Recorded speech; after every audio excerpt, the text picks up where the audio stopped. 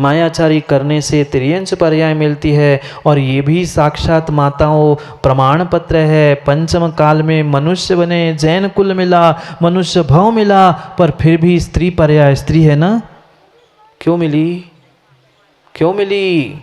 किसी दूसरे से पूछने मत जाना। पिछली पर्याय में कहीं ना कहीं मायाचारी की थी, सरल सत्य व्यवहार नहीं था, छल कपट के परिणाम थे, जिसकी बदौलत मनुष्य भव जैन कुल मिलने के बाद भी स्त्री पर्याय को प्राप्त करना पड़ा।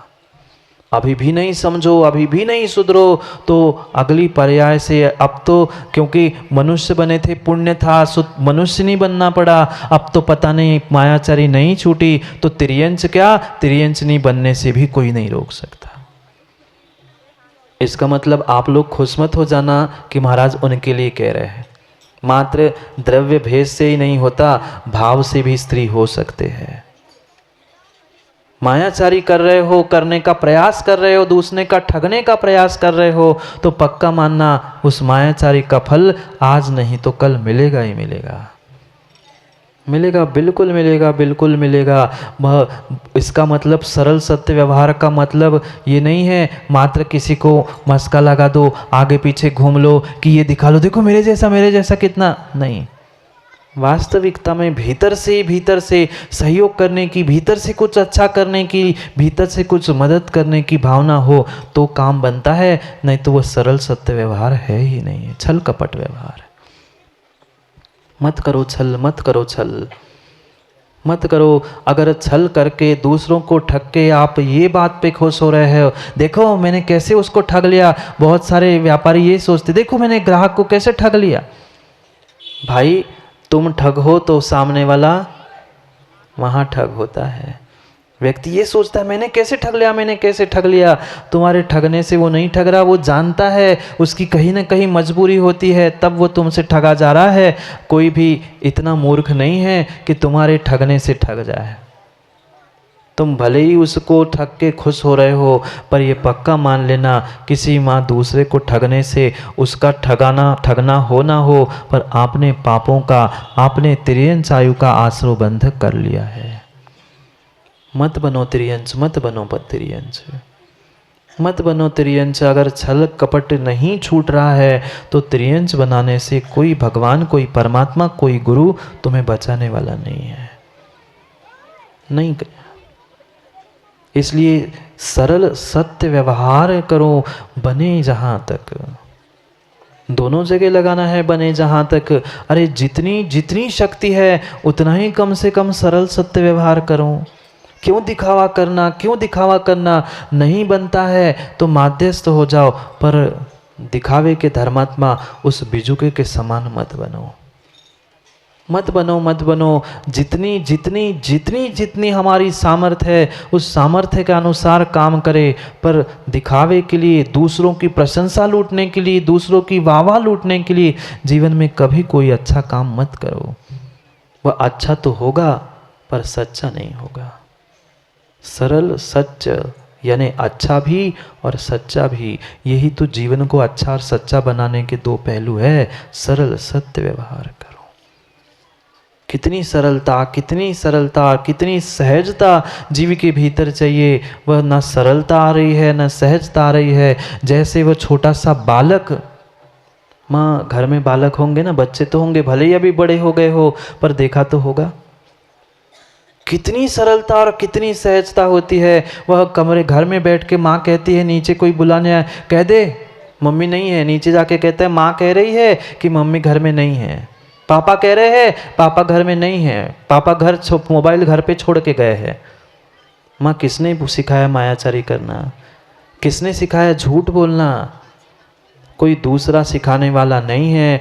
भले ही पाठशाला में कितनी आप बाहर जाके सिखाना, बेटा चोरी करना पाप है, झूठ बोलना पाप है, पर सबसे ज़्यादा झूठ कौन बोलता है? माता पिता ही बोलना सिखाते हैं। मायाचारी भी माता पिता ही करना सिखाते हैं। मत करो छल कपट।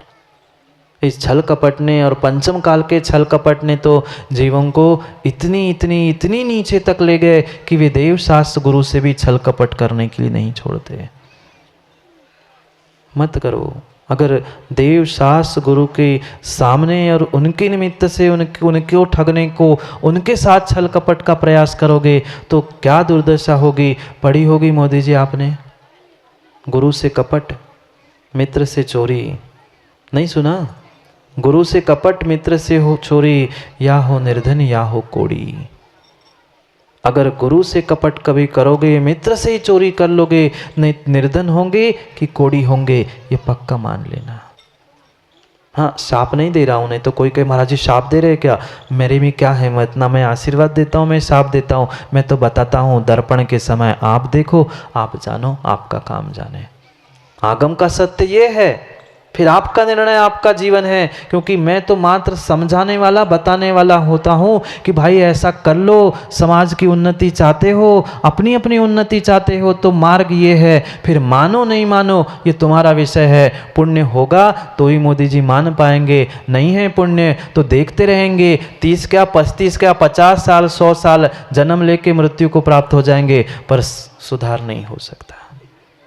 सुधार तभी होगा देख जी, जब भावों में सुधार होगा, जब सरलता और सत्यता भावों में और भावनाओं में आ पाएगी, तभी जाके कभी मंदिर हो, घर हो, कहीं भी सुधार होगा। अन्यथा समाज में, देश में कभी सुधार हो ही नहीं सकता, नहीं हो सकता। कितना ही कोई कहता रहे, करता रहे, पर कहने मात्र से काम नहीं होगा। अपनी अपनी भावों को, अपनी अपनी भावनाओं को नहीं संजोया है तो कभी अच्छा और सच्चा काम ब्याजी हो ही नहीं सकता। ये भी पक्का है, कोई काम करता है, अच्छा करता है तो 10 सुनने भी तो पड़ेंगे। हमारे कार्याध्यक्ष जी सोचते महाराज जी वो क्या कहेंगे, वो क्या करेंगे, ये क्या होगा। भाई जब रामचंद्र जी को भगवान ने नहीं तो भगवान को, महावीर भगवान को, रामचंद्र जी को नहीं छोड़ा, आपको और किसी को कौन छोड़ने वाला है। छोड़ा क्या रामचंद्र जी को, सीता को छोड़ा, नहीं छोड़ पाए। उनको तो कहने वाले मिल गए थे। ये स्वयं का विवेक, स्वयं का निर्णय होता है। हमारे पास छल कपट नहीं है, फिर दुनिया कुछ भी कहे हमें उसकी परवाह नहीं है। पर छल कपट के साथ कर रहे हो तो तुम्हें फल भोगना पड़ेगा, पर सरलता से, सत्यता से, ईमानदारी से कर रहे हो तो पक्का मान लेना जीवन बदल के रह जाएगा। पर वैसी श्रद्धा और वैसा समर्पण हमारे पास है ही नहीं है। विश्वास करना होगा अपने आप पर और सच्चे देव शास्त्र गुरु पर, तभी जाके कुछ काम बनेगा, अन्यथा नहीं बने। जहाँ तक जितना संभव है उतना सरल सत्य व्यवहार करो, जितना संभव है दूसरों का उपकार, दूसरों को सहयोग, दूसरों को मदद करने का प्रयास करो। मदद नहीं कर पा रहे हैं तो कम से कम मत करो। मदद नहीं कर पा रहे हैं तो कम से कम मत करो। उपद्रव तो नहीं करो, उपकार कर सको तो कर लो, नहीं तो उपद्रव तो नहीं करो। कैसी भावना, कैसे भाव और कैसी परिणति जीवों की हो चुकी है। दोनों बातें आचार्य भगवंत युग साथ समझा रहे हैं, जिसको कवि ने इस मेरी भावना में उतार के रखा है। मात्र तन से सरल सत्य व्यवहार नहीं करो, व्यवहार नहीं, ऐसी भावना भी रखो कि मेरा व्यवहार सरल सत्य हो, मेरा कार्य सरल सत्य हो, मेरे भाव भी सरल सत्य हो, मेरा जीवन भी सरल सत्य हो। पर नहीं हो पा रहा, क्योंकि आज तक हमने अपने आप को, अपने जीवन को सच्चाई और अच्छाई देने का, छल कपट से दूर होने का प्रयास किया ही नहीं है। व्यक्ति आज न स्वयं अच्छा करता है, न करने वालों को सहयोग करता है, न उसका उपकार करने का प्रयास करता है। मात्र और मात्र अपने मद के पीछे पता नहीं क्या क्या कर बैठता है। और बहानों की तो पंचम काल में कमी नहीं। क्यों माता?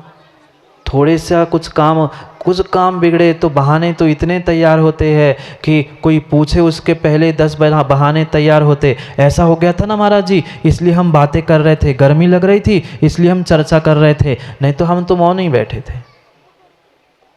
बहाने तो ऐसे बहाने होते हैं।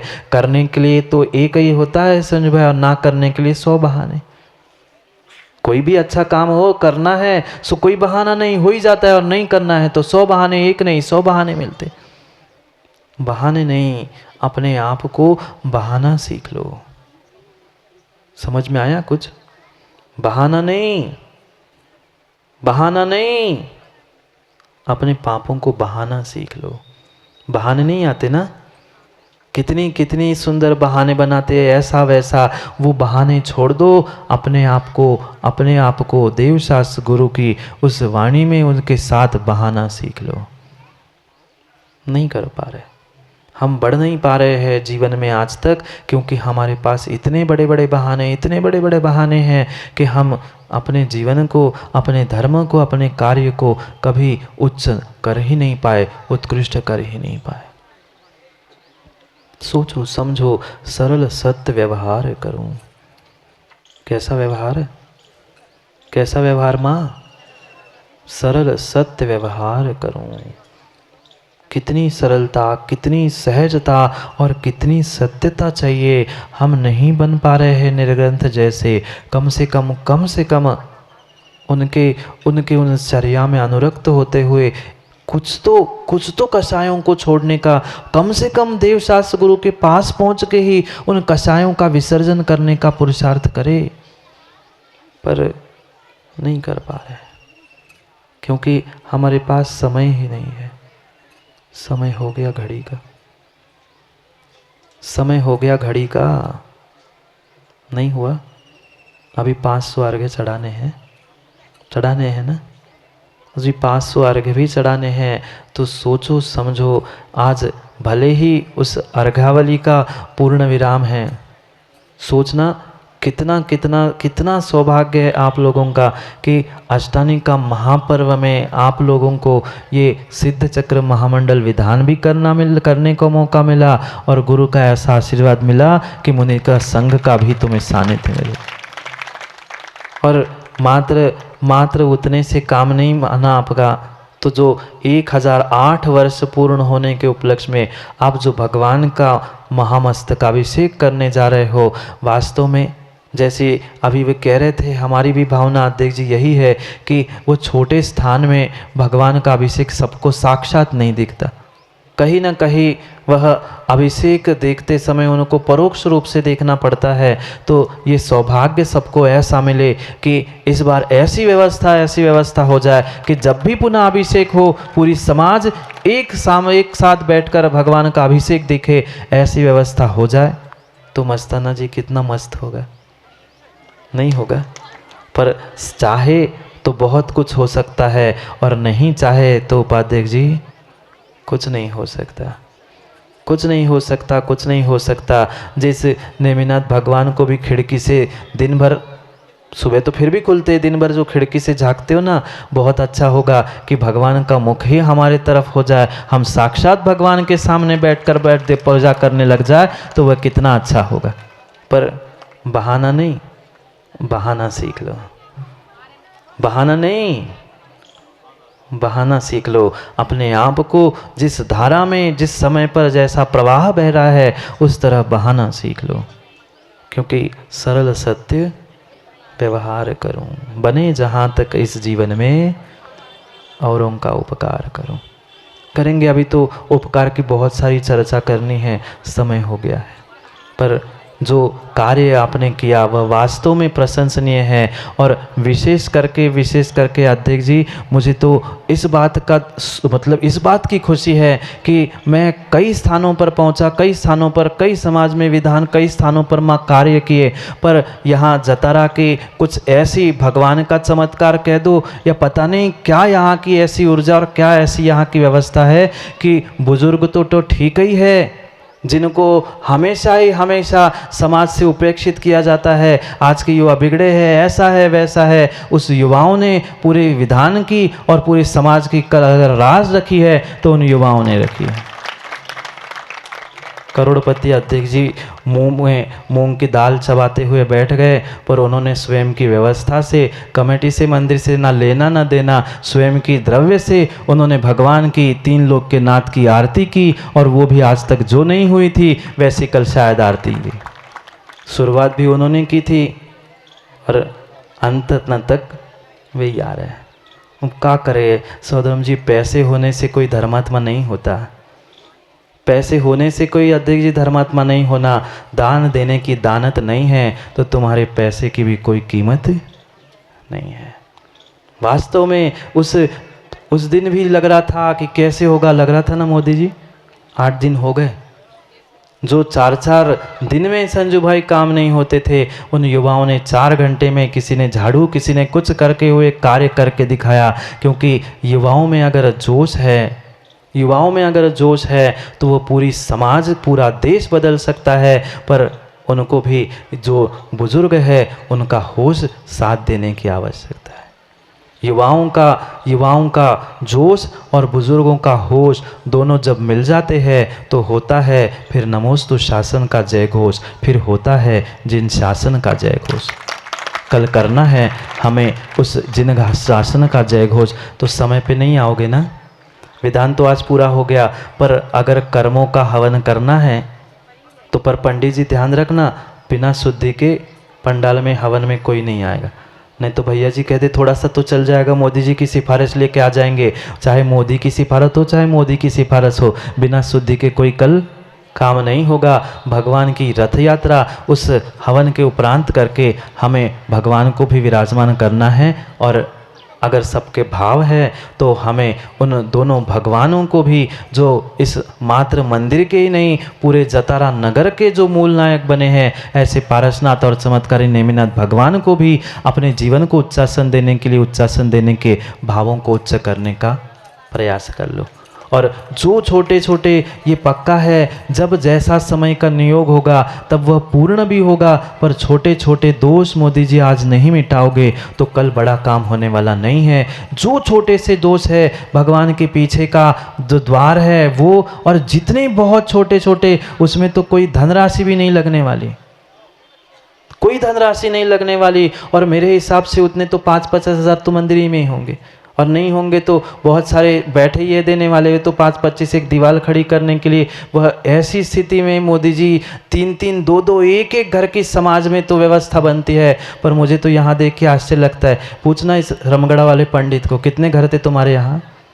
मात्र 3 घर थे, और पंच कल्याणक में 3 रथ चले थे। वे कह रहे थे महाराज जी हमारे सर के बाल उड़ जाएंगे। मैंने कहा तुम चिंता नहीं कर, वे भी पारसनाथ थे, चमत्कारी थे, ये भी पारसनाथ है, चमत्कारी है। क्योंकि जीवन को बदलना है तो विचार कर लेना, कितना ही जोड़ के रख लेना, काम में कुछ आने वाला नहीं है। समय हो गया है। सरल सत्य के छल कपट व्यवहार करूं। छोड़ दो छल कपट, सरल सत्य व्यवहार करो। करेंगे पुनः समय पर समय की बात को, क्योंकि समय पे किया गया काम समय को दिलाता है। बोलिए भगवान महावीर स्वामी की।